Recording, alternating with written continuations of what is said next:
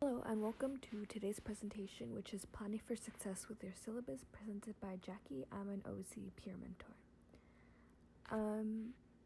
So the syllabus and why it's important. Syllabi can have so much information but can also be very overwhelming to look at because they tend to be several pages long. Some are as short as 5 pages and others are as long as 8 or 9 pages.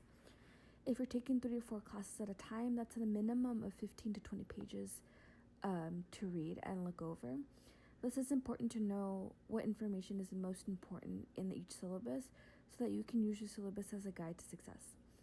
Another reason to familiarize yourself with the syllabus is that professors will sometimes be hesitant to answer your questions if the answer can be readily found in the syllabus. I personally think that using a syllabus during remote instruction can be even more helpful. It may feel like classes are all over the place with deadlines, assignments, and readings, but I have found that syllabus can be really helpful in centralizing and organizing all of your information.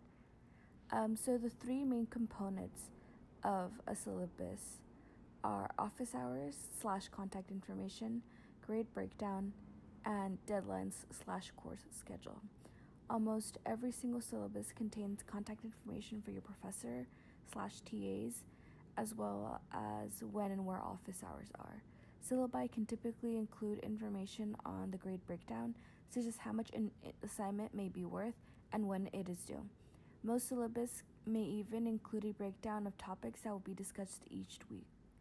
There are tons of other useful information included in a syllabus, which is great to look over, but if you're feeling overwhelmed, it may be best to just look for these 3 main things. I will be going over a syllabus for my class I had spring quarter.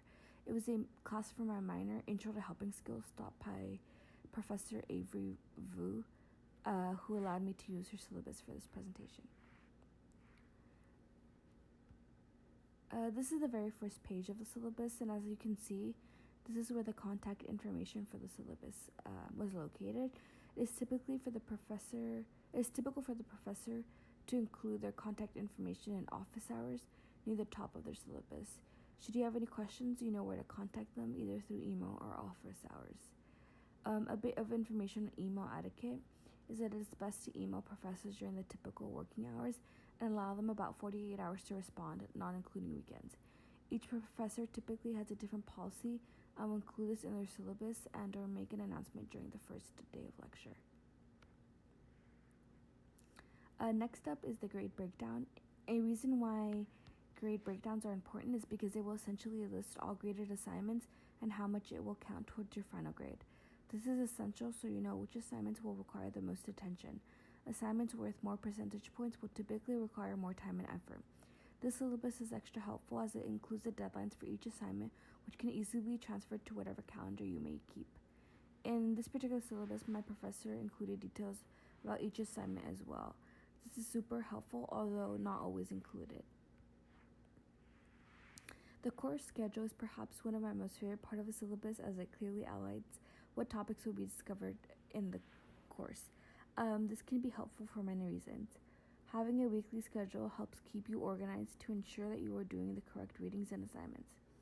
If you have to miss a lecture, you know which topics you missed and you may need additional support in. Knowing the topics covered can also help you decide if this course is what you want to take, and then you get to decide that from the beginning of the quarter. Most professors, if not all, will include a basic schedule that outlines the quarter with the week number and topics covered. Outlines that include details are the most helpful, and I like to keep this part of the syllabus out and keep it on my desk. As the quarter goes by, I will cross off tasks that I have completed.